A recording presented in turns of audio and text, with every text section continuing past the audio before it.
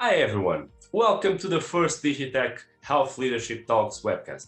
This is a series of interviews promoted by the Digital and Technology-Driven Transformations Group from the Young Executive Leaders Program of the International Hospital Federation. Thank you for your interest in following us. For this first interview, we have invited Henrique Martins, a digital health leader from Portugal who has been working in this field in an international level for the last 10 years.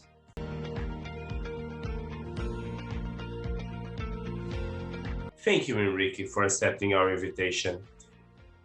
For starting this interview, please, Henrique, tell us, by your own words, who are you in the field of the digital health? Well, I guess for now, I am a thought leader. So I work as an academic in more than one university here in Portugal. And I collaborate with multiple projects, both European and EU, European Parliament, WHO, and some consulting in digital health. So I got to digital health after doing my medical training and my PhD in management, looking at IT usage by doctors, and then helping set up very advanced electronic health record in the hospital. And when I was a junior doctor, and then moving on into the national level as the Ministry of Health lead for 2 years, and then the head of the digital agency in Portugal for 7 years. Same period where I was collaborating in the EU, namely with the YEL network, first representing Portugal and then chairing the YEL network, which is a policy body for the health and digital health in the space.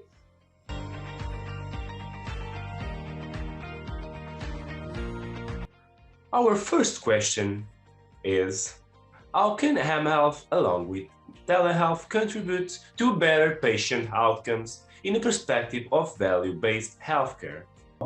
First, we have to see that value-based healthcare has been discussed, let's say it this way, has been a topic for many years. I think one of the problems is people don't really know what it is, except that it is not that one should not focus only on costs. That's always the sort of the message, and that value-based is about providing value, and you don't have to worry about the costs, because as long as you have a lot of value and you add value to the patient, then no matter how much it costs, you should do it. And I've never agreed with this formula. Now, why is mHealth and telehealth and in a way sort of proximity technologies, I would like to call them, including tele-assisted living, ambient-assisted living, and now the IoT, usage, connecting patients with hospitals, is because the proximity is key to value. One of the reasons why patients keep flocking into hospitals, even though we have created a discourse of primary care, even though we have, Alma Ata declaration that patients should not go to hospital, they still are attracted to hospitals. And there's a reason for that. And it's very simple to understand. When you feel sick, you feel unsafe, you feel threatened. And when you feel threatened and you have, senior police officer, junior police officer, you have a police officer with a machine gun, you have a police officer with no arms at all, you would naturally run to the one that has more machines, more weapons. And this is what happens with patients. Patients have always been attracted by technology. Not necessarily what we today call digital health, but things like lab or X-ray or other basic technologies for health and care provision.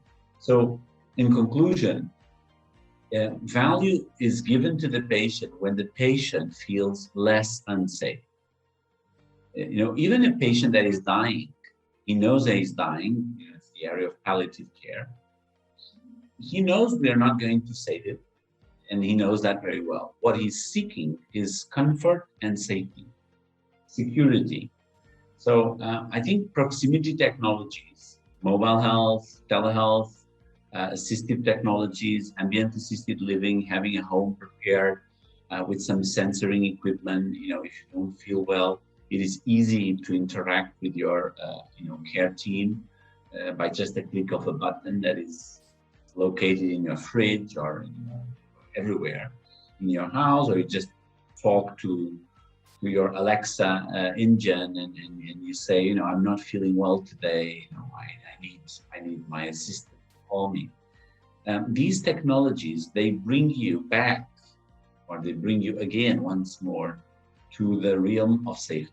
The realm of safety in health is multi-professionalism and high-level technology.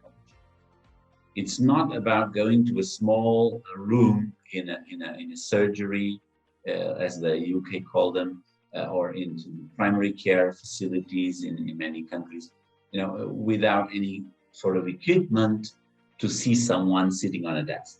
This is no longer where people feel safe.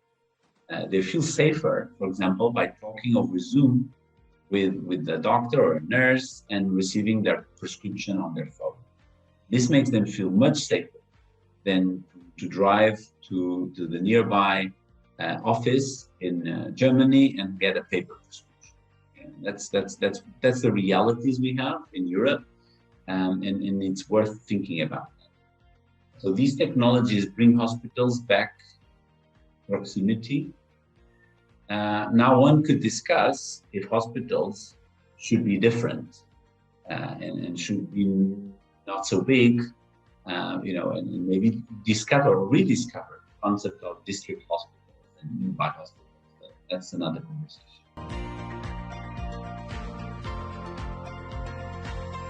Our second question is, how do you feel that society is embracing health or telehealth, and which are the fears and difficulties? I mean, there's more than one reason, of course, like everywhere and anything. I mean, there's one reason which is important to recall, is that we do have still in Europe, in many countries, significant proportions of patient population that do not have literacy, digital literacy, and digital health literacy. So the combination of lacking digital skills and lacking literacy skills to understand, for example, an app or a patient portal. And these numbers, for example, in the case of Portugal, which is the one I know from the Eurostat, but data is available for all countries, it's 21%. And 21% of the general population means that your sort of care population, which doesn't normally include teenagers and young adults, because they tend not to be using the healthcare system that often. It means that this 21% will then be higher still, so maybe 25 or even 30% in some cities, some regions, countryside specifically. So this is the first problem, and we need to not ignore this problem. Healthcare services, in my opinion, and I've been lobbying for this both in Portugal and in Europe, healthcare services should devote their own budget, not just wait for modernization initiatives of the cross-government or whole-of-government initiatives or whole-of-society initiatives, but the healthcare sector itself should take on its budget to fight info exclusion, because info exclusion is a disease today. It's no longer just a condition that unfortunately some people have, and that you solve by keeping paper flying around or having clerks operating on face-to-face counters. For these unlucky people that have not had the opportunity of having an internet connection in their house. No, actually, this is a disease. They are excluded from a number of services. They are excluded from education, which excludes them from good, healthy choices. This is a disease. And so these people are one part of the problem. The other part of the problem is those that want to use the technology. They often find that they are useful once they try it. I think there is a sort of a fear to try, and And sometimes things like, for example, the COVID-19, the corona pandemic, was a good moment where people had to experiment distant interaction, and now they find that, well, okay, it's useful. It's not the same.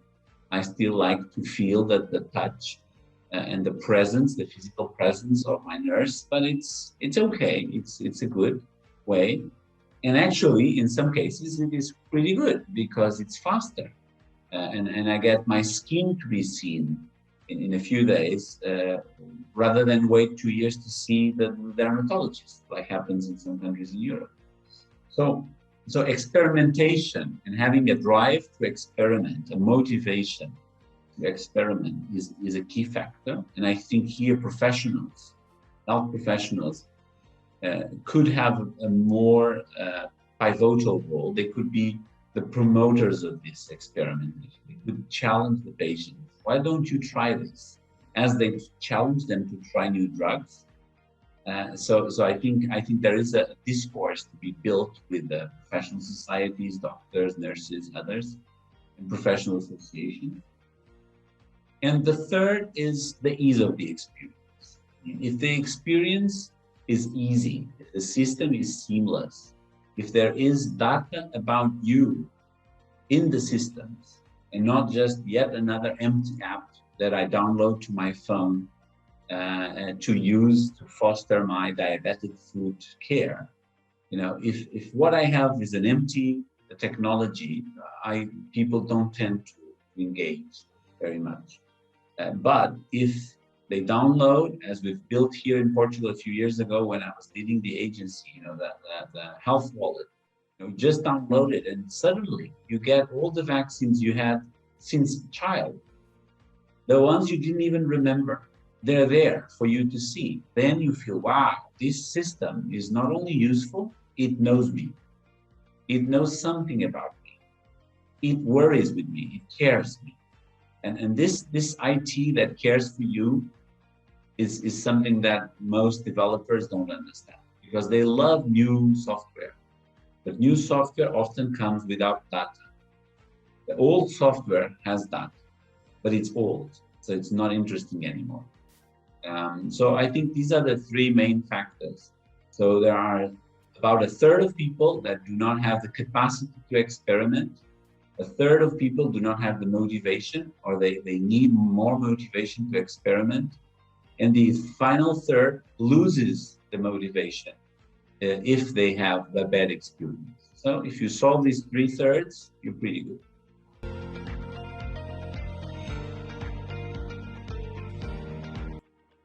Our third question is, what is the impact of COVID-19 on ham health and telehealth? I think definitely there was a peak, there was a hype, there was a fashion part which will vaporize over time, like normally it happens. And this peak and this hype and this sort of excitement was very evident in April, May, and June last year. And then as the summer set in and people went back to face-to-face appointments, we soon saw the data in more than one country where teleconsultation, for example, started to go down again.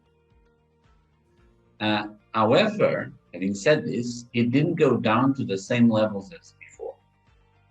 So there are many organizations, especially private sector organizations, that have no incentive to do this, buy the equipment, buy the software, and suddenly there is an arms race to telehealth and to telemonitoring platforms. And now the problem is that patients this year, 2021, they are now saying, well, you know what? Yeah, it was good, it was useful, but we miss our staff, and we want to see them, we want to touch them, we want to feel them, and this is a problem. This is a problem because in many organizations, public and private, there was no previous strategy for telehealth, and then suddenly you have this need So, of course, when you have a need, you create a solution, normally a temporary solution, non-strategic solution, a ad hoc solution, which can solve the problem for a temporary amount of time. Now, there's now going to be two types of organizations. Those that have the leadership capacity to change this occasional ad hoc sort of temporary excitement into a long-lasting strategy. So they go back and say, okay, from our neurology clinic, what are the appointments that we want to keep face-to-face? What are the ones we want to keep at a distance? And what are the ones we have the capacity to do as you like kind of thing, so that patient can choose? It's a hybrid model. And those that we call convert. I'm now developing this concept of, together with the colleagues in the Iberian Society of Telehealth, I have challenged them to write a position paper. Last year, we wrote a position paper on lost opportunities of telehealth. This was a published paper in December. And this year, we may write a position on something like stop telehealth, which is the concept of when to stop, when to convert to physical interaction. This is very similar to what happened with laparoscopic surgery. So there was a hype in laparoscopic surgery. Suddenly, everything could be done in a laparoscopic environment. And then a few years later, of course, some wise people said, you know what, yes, it's true, we can do it, but we should define the criteria to do what we call conversion to classic approach. So there are today very clear criteria to convert from a laparoscopic intervention in the middle of the intervention and say, you know what, we need to stop this intervention and open the patient. And this is a criteria-based approach. This is not because I feel like it. I don't feel like doing telehealth anymore, or the patient doesn't want telehealth anymore. No, there are criteria. So to conclude, I think the pandemic brought us into a new era, not so much in that everyone will use telehealth. I don't really think so. Actually, the numbers have followed my intuition. They have significantly increased in one organizations, but in overall, I don't think you see that increase, and I don't even think that's the best way to do it. I think the best way to do it is a strategic approach, long-term planning, because you need to change the processes of care and use telehealth as yet another tool that is integrated. Having said this, in my opinion, it should be distant first and not face-to-face first healthcare that we design in Europe. And it's not because of COVID, it's actually because of what we had before COVID. We had high rates of hospital infections, we had high rates of mortality in nursing homes just because people were touching each other and consuming high amounts of antibiotics and stuff like that. So if you can keep the patient in the house, it's safer. And that's where it should be, in the house, living with his family.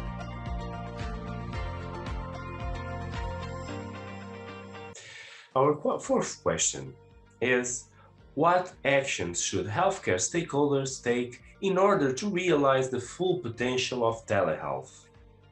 Well, I think home banking is a reality, right? And of course, many players were involved for sure. And today, no one would like the idea of having to go to their bank again every week to cash out money, right? So telemachines are around and all sorts of mobile payments and so on. And of course, you do need to build up the ecosystem. So you need to ensure that all the businesses have ATM machines and readable and things and so on. And in health, it's the same. So you need to ensure that, for example, if you buy a computer for a hospital, it has a webcam. It's as ridiculous as this. You shouldn't be allowed to have a computer without a webcam. And where's the regulator? Where's the regulator here? The national regulators, do they know about telehealth?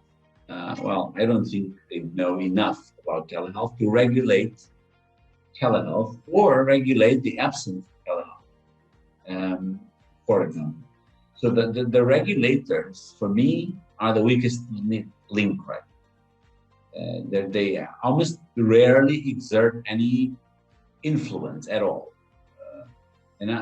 except perhaps the data protection regulators. But those, those are not necessarily very helpful sometimes, in the sense that most of these services are consent-based anyway. So, yes, you could theorize a little bit about data protection and so on, but in reality, often the patients are authorizing this process, and therefore there's very little scope for their regulation. Now, healthcare regulators should exist and exert particular functions. For example, appraisal of apps, certification of apps and mobile health. This has been discussed in Europe for at least 2014 for now, so it's about 7 or 8 years, and still we don't have any near future framework to appraise mobile services. Decision-making systems based on AI, well, yes, in April this year, the Commission has suggested regulation that encompasses high-risk or medium-risk AI solutions, but it will take at least 2 years to pass through Parliament and then maybe 1 or 2 years to become reality. So the regulators have a role, classic regulators, and also the drug and device regulators, because of the recent European regulation on medical devices that includes digital tools, namely software as a medical device, is a concept that now people are starting to understand. But most national regulators, they're very good at regulating pills and syringes and needles and injections, and they know nothing about digital solutions. So that's a problem. Then the market players, we need bigger market players. We need to accept in Europe that consolidation is key. So we need companies to buy each other and merge quickly. If they don't do that, they will be out of business and the entire European market will be served by US market players. And that's not a bad thing or a good thing in itself, but it brings together its own culture. US-based IT solutions are not EU-based IT solutions, by definition. But what this means is that the model of medicine that is practiced in the US is somehow hard-coded, what we call encoded knowledge, into these solutions. And it then does not fit correctly on the way we treat our patients, on our approaches to healthcare. And that's why so much reaction is visible in healthcare professionals when you try to implement a solution from another continent. And it's unfeasible to think that Europe is building its own health ecosystem based on only cloud-based solutions and US-based solutions. So that's another important thing actors need to do. We need to build consortiums and merge companies into larger companies. Multi-language is no longer a problem because of all the translation AI engines. It's very easy today to build a multilingual tele-platform or multilingual electronic health record. And then the third actors would be patient associations. And patient associations have been lobbying for pills and medicines for a long time. A little bit of home care now and again for respiratory patients, for cardiac patients, but they're very bad at lobbying for data, what I call data activism. So I've been writing recently about data activism, and we need patient associations to know what are the true patient rights on health data.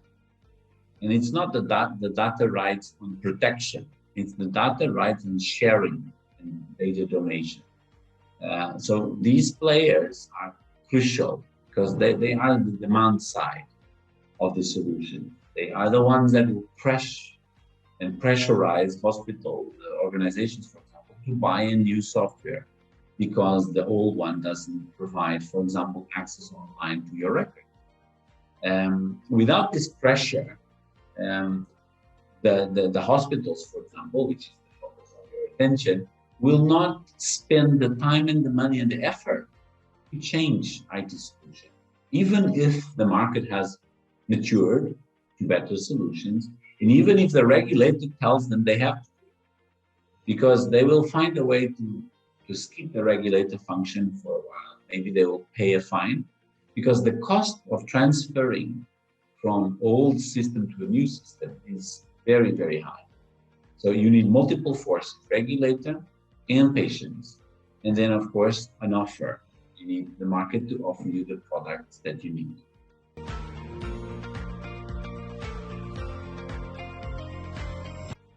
Our fifth question is, what do you think about the telehealth and telehealth strategy of your country, Portugal? Portugal has a 4-year national strategy for telehealth, which was adopted by the current government under the current Minister of Health. So there's no reason to expect any deviation from that strategy.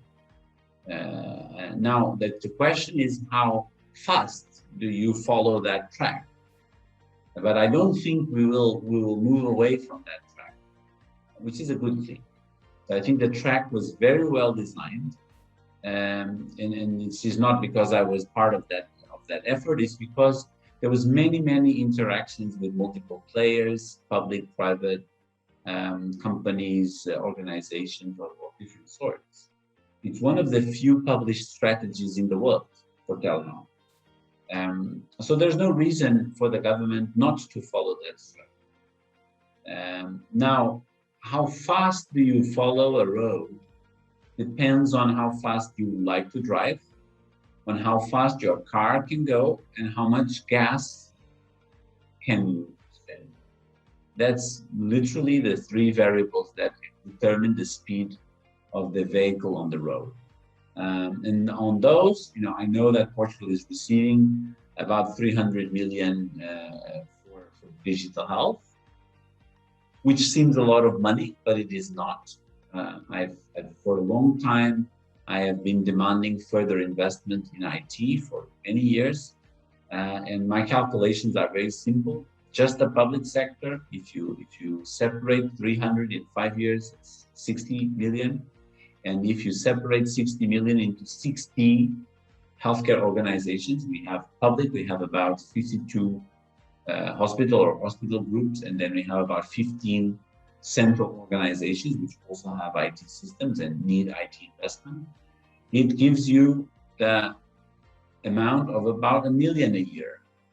And 1 million a year, if you split that into servers, network, new computers, Wi-Fi, and all of that, it's not a lot of money. It's actually the basic money that you need for maintenance. Now, one would say, well, but this is investment money. Well, the problem is in most hospital budgets, this is why I'm talking about this to a hospital forum, no one has a dedicated IT budget. That's the problem. You need to have protected budget for digital health. This is no longer an experimental thing.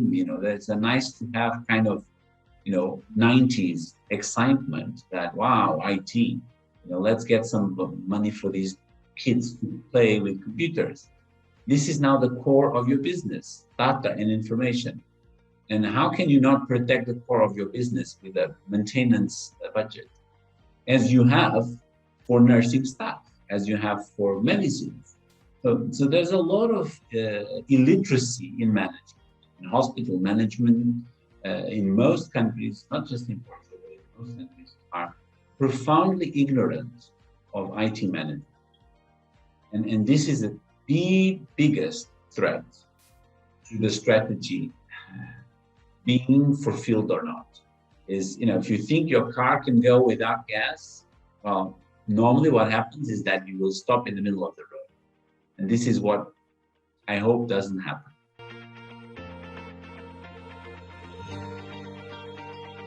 For the last two questions, I will ask them together. The first is, how do you think the new generation health managers should lead the mHealth and telehealth revolution? The second one is, how do you see the mHealth and telehealth technologies in 2050? Will you speak only in ubiquitous health and health Internet of Things? Or will be speaking about another stuff? Please enlighten us. Well, okay, on the first one, I think that young executive in health, in hospital administration, in health management, needs to know about digital health. mHealth and telehealth are just parts of that knowledge. They are visible parts, but he needs to know a little bit more. So I think there's a general need for education for professionals that want to manage health. And when you actually look at the curricula of most hospital administration courses, they are very, very, very scattered. They don't talk about technology. Cover sometimes a little bit about health records, but it's very poor. It's incredibly poor, to the extent that no hospital manager can manage anything in the first week without getting access to an email and an Excel and a few other IT tools, just for the first week. No health hospital manager will be able to manage a hospital without understanding the full intricacies of what is a hospital-wide electronic health record. How does it work? What are the assumptions, the concepts behind it that impact on the processes you want to implement or change or manage? If you don't understand that most of your hospital processes are going to be rigidified by the IT in a good way and to be implemented in a strong way, or they are going to be rigidified in a bad way. If you want to change a process, people often will come to you as a manager and say, yeah, well, that's a good idea, but the IT system we have, it doesn't allow us to do that. Okay, well, then I will need to talk with the IT guys. Well, okay, then you do it because you're the manager. I'm just a healthcare professional. And I've been using the system for 2 years, and I suffered 1 year to adapt to it. And now, I'm okay with it. So if you want to change the process, you do the hard work of changing the system. And so it's important for a young or an old hospital executive, I would say, to know that hospitals are run more and more by the IT people. I actually know a few hospitals where I would say the IT people run the shops. They call the shots. They decide things, which I consider to be completely incredible turnaround. I've done management education, and of course I am a very big fan of IT, but one should not change roles. Digital tools, digital technology, digital systems are there to enable betterment, improvement of processes. They are not there to make those changes and those improvements hard. So awareness of that is important, but then you need real knowledge. You need to know, for example, what is behind an AI solution, so that when you're buying it, you're not going to spend 2 or 3 million for something that is worth perhaps 200,000 euros. So you need to know the technologies that you are buying, the same way as you know the impacts of certain drugs, or how much it really costs you to have a good nurse or a bad nurse in an emergency setting. And in order to do that, profound knowledge is needed. But at the same time, vision.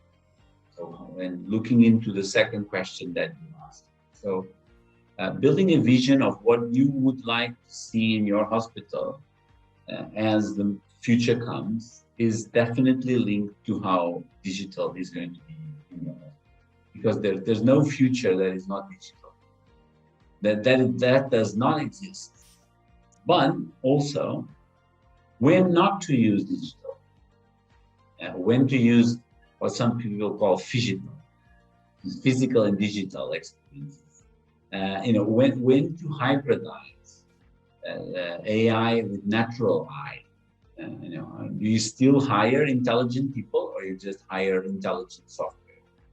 Maybe it's cheaper to buy a good doctor than a very fancy IT system for making diagnoses. Maybe it's just more efficient. So you shouldn't go just with the hype because everyone's going with the hype. That's no way to manage the future. Having said this, what is the future like? Well, the first thing is it's never as fast as most people think. The typical Orwellian society of 1984. I mean, look at 1984. Look at us now, 21, and there's still so many hospitals with paper. So it's never as fast as people say it will be, especially in health, for multiple reasons we've been talking. It's never as glamorous. People always find that they miss old ways just because they were old. So there's a sort of a natural retro style in health. People still remember penicillin, right? And it actually turns out that penicillin injections are pretty damn good at treating Streptococcus tonsillitis, and people love to use 30 times more expensive antibiotics. But they have no courage to say, in our emergency room, we will treat with good old penicillin. Why? Well, because they can't. Because the market doesn't even sell, for example, oral penicillin, which was used for kids many years ago. So this is the example of the fact that one can see the future always in two ways. The one that will happen and we will adapt to it, or the one we will build, and it will adapt to us. And I think a young executive in a hospital administration association needs to choose what type of hospital association it makes and it is part of. If it is a hospital association that will follow the trends, or if it will make the trends and discuss the trends and determine to some extent by education, by awareness raising, by associativism, what are the trends that they would like to see fostered. And this brings me to the final answer. Maybe you will have no wireless, no IT, no digital wards to force patients to talk with nurses. And maybe that's what some wards will look like. They will be forbidding patients to use digital tools so that patients can talk to each other again. Because today's hospitals, sometimes you have two patients, one side by side to the other. During 2 days, they sleep in the same room. They have pain together. They suffer together, and yet they're not together anymore because both of them have some powerful iPhone or some powerful iPad, and they keep in touch with their family, which is a good thing. But guess what? In the old times, it was also sometimes in the hospital, for example, or in other healthcare settings, that you would meet a guy with the same disease as you. Because you were sharing a room for 2 days, you're sharing intimacy, and also you were sharing knowledge about, for example, breast cancer with another breast cancer patient. So I'm not sure what it will look like. I think it will be a mix of high tech and low tech, and no tech.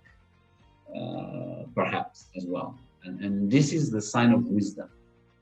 I've now been writing and talking a lot about the Kiwi hospitals, and the W in the Kiwi model stands for wisdom. And there I always say, that a wise hospital manager will know when not to use digital. And this is the apex, the top of the pyramid for the hospital executive digital health course.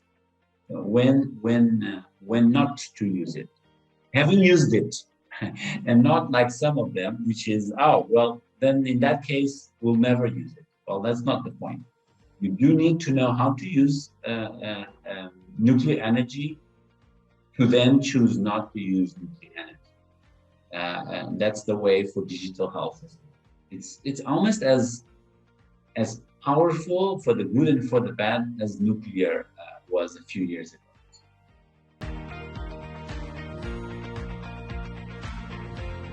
Thank you, Enrique, for sharing with us your knowledge and your experience. So this was the first of series of DigiTech Health Leadership Talks. We want to thank as young executive leaders to International Hospital Federation and Whitgifer to allowing to do this.